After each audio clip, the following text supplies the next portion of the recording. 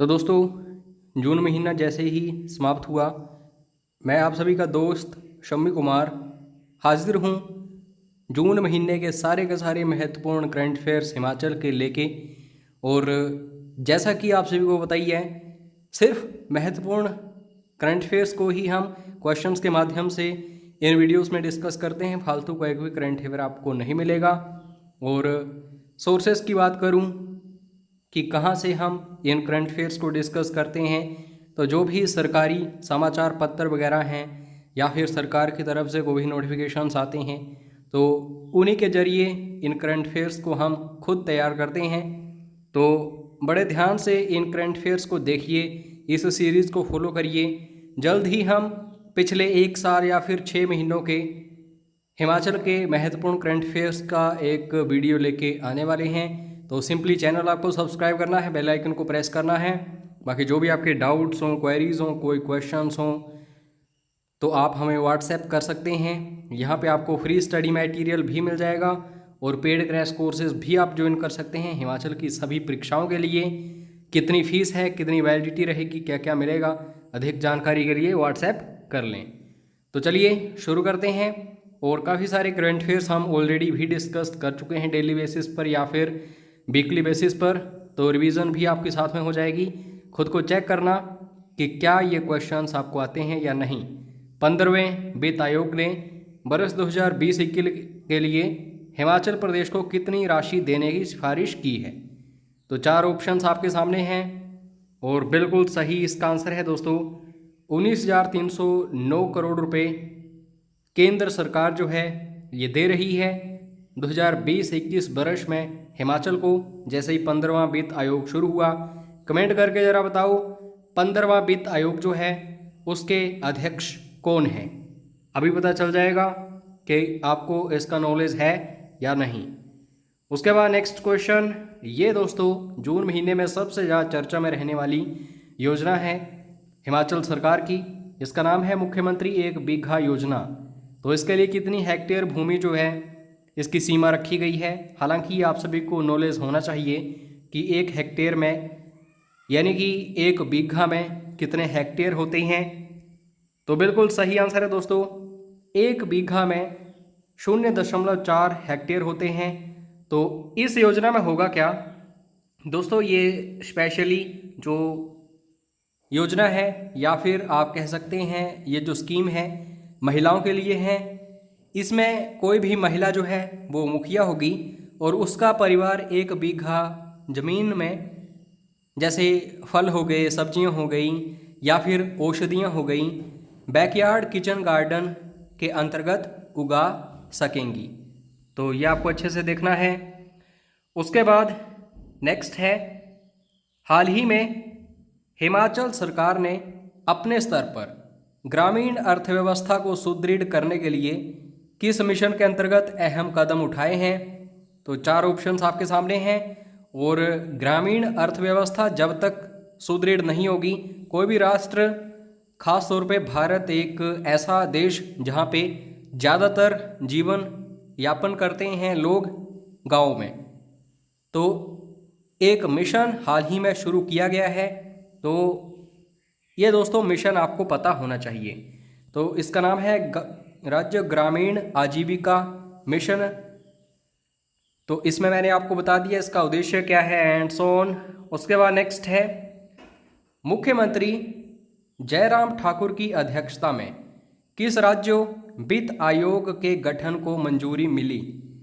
तो 4 ऑप्शंस आपके सामने हैं और आपको बता दूं कि हिमाचल प्रदेश में जो पिछला वित्त आयोग था यह भी समाप्त हो चुका है। अब जिस प्रकार केंद्र में 14वां हो चुका है समाप्त, तो जैसे ही केंद्र में नया आया 15वां, हिमाचल में भी 6वां वित्त आयोग जो है अब ये शुरू होगा।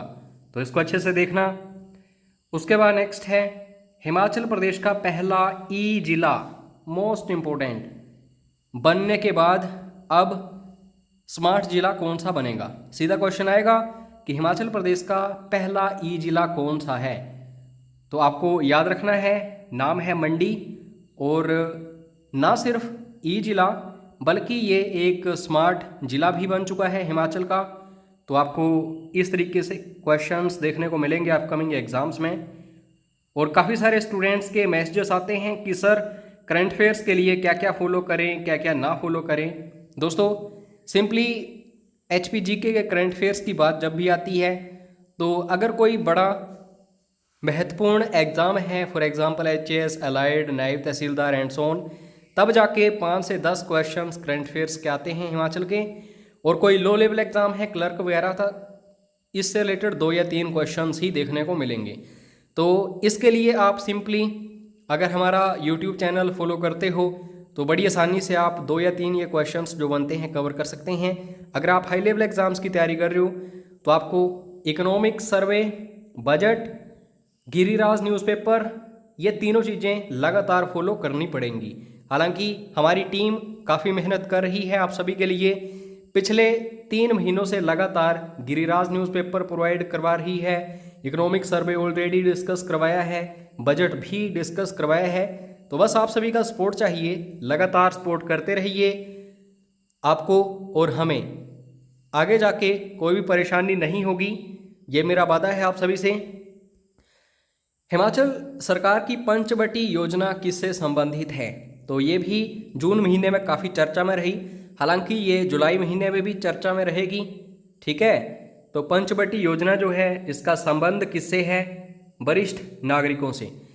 अब सरकार ने एक बात कही है, अगर शहरों में कोई वरिष्ठ नागरिक रहता है तो उसके लिए 100 से ज़्यादा सुविधाएं होती हैं। इसमें मुख्य रूप से जो नियर बाय पार्क होते हैं या फिर वहाँ पे काफ़ी सारे संस्थान ऐसे होते हैं जो वृद्धों के लिए होते हैं। कुछ एक वृद्ध जो हैं मनोरंजन के लिए सिनेमा वगैरह ज्वाइन करते हैं एंड सो ऑन। गाँव में कोई भी ऐसी सुविधा नहीं होती, तो हिमाचल सरकार ने पंचवटी योजना शुरू की है। इसमें वरिष्ठ नागरिकों के लिए पार्क बनाए जाएंगे, इनके लिए मनोरंजन का साधन बनाया जाएगा। तो इसको अच्छे से देखना, पंचवटी योजना भी इम्पोर्टेंट है। उसके बाद नेक्स्ट है हिमाचल कला संस्कृति भाषा अकादमी द्वारा निम्नलिखित में से 2017 का साहित्य शिखर सम्मान किसे प्रदान किया गया? तो आपको ये याद रखना है, 2 व्यक्तियों को मिला है। हालांकि विद्वान केशव शर्मा जो हैं ये साहित्यकार हैं और मोहन राठौड़ जो हैं ये संगीतज्ञ हैं, यानी कि गायक हैं। तो दोनों में से अगर ऑप्शंस में आपको दोनों मिलते हैं टिक करिए, कोई एक मिलता है तो उसे टिक करिए, उपयुक्त दोनों। ठीक है, अब ये तो हो गई 2017 की बात, तो आगे 2018 की भी आएगी। उससे पहले आपको ये याद रखना है, इस अकादमी के सचिव हैं डॉक्टर करम सिंह और कला संस्कृति भाषा साहित्य, इन क्षेत्रों में ये पुरस्कार हर साल मिलता है। 1 लाख रुपए इसकी राशि होती है। तो 2017 में तो हमने देख लिया, अब 2018 का क्वेश्चन बनेगा क्योंकि ये बिल्कुल लेटेस्ट है। हिमाचल कला संस्कृति भाषा अकादमी द्वारा निम्नलिखित में से 2018 का साहित्य शिखर सम्मान किसे प्रदान किया गया? तो बिल्कुल सही आंसर है इसका लेखक ओसी हांडा। अगर आप हाई लेवल एग्जाम्स की तैयारी करते हो तो इनकी बुक्स जो भी हैं तो उनके बारे में आपको पता होगा कि इन्होंने कौन कौन सी बुक्स वगैरह लिखी हैं। और दूसरे हैं दिनेश कुमारी, महिला हैं, इसलिए मोस्ट इम्पोर्टेंट है ये, तो उपयुक्त दोनों याद रखो। ग्रामीण क्षेत्रों में खेती, बागवानी, पशु मछली पालन की गतिविधियों को सुदृढ़ करने के लिए कौन सा कार्यक्रम शुरू किया गया? अब दोस्तों बड़े ध्यान से इस चीज़ को एनालाइज करना।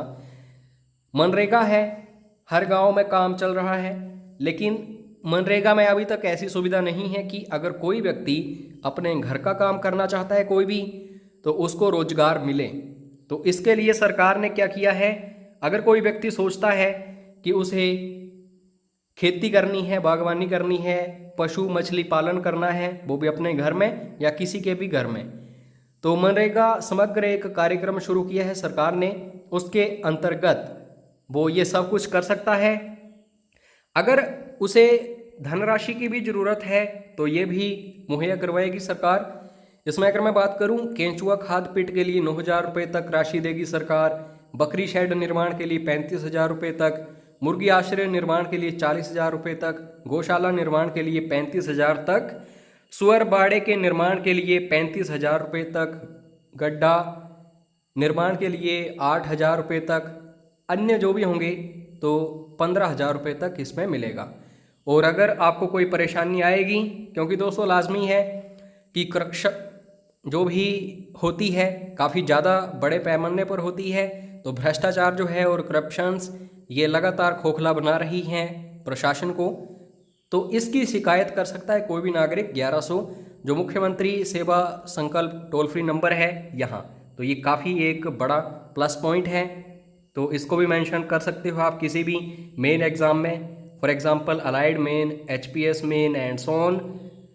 उसके बाद दोस्तों प्रदेशवासियों के लिए व्यवस्थित परिवहन सेवा प्रदान करने के लिए सरकार ने कौन सी व्यवस्था शुरू की है। अब इसका उद्देश्य यहीं से हमें पता चल रहा है इसी क्वेश्चन से। व्यवस्थित परिवहन सेवा ये प्रदान की जाएगी किस व्यवस्था के अंतर्गत, तो ई परिवहन व्यवस्था, तो आपको ये याद रखना है। उसके बाद दोस्तों अगर कोई भी कामगार है, मजदूर है कोई, तो आपको पता ही है कि उसका अपना खाना पीना रहना इसी में उसकी सारी कमाई जो है ज़िंदगी भर की चली जाती है। लेकिन जब उसके बच्चे होते हैं तो उनकी शादियों के लिए काफ़ी उसे परेशानी आती है। तो कामगारों के कितने अविवाहित बच्चों को 51,000 विवाह के लिए हिमाचल सरकार मुहैया करवाएगी। तो हाल ही में इसे लॉन्च किया गया है। तो इसमें दोस्तों अगर किसी कामगार के 2 बच्चे होंगे, तो ऐसा नहीं कि अगर 5 होंगे 10 होंगे तो भी ऐसा ही होगा, सिर्फ 2 बच्चों के लिए।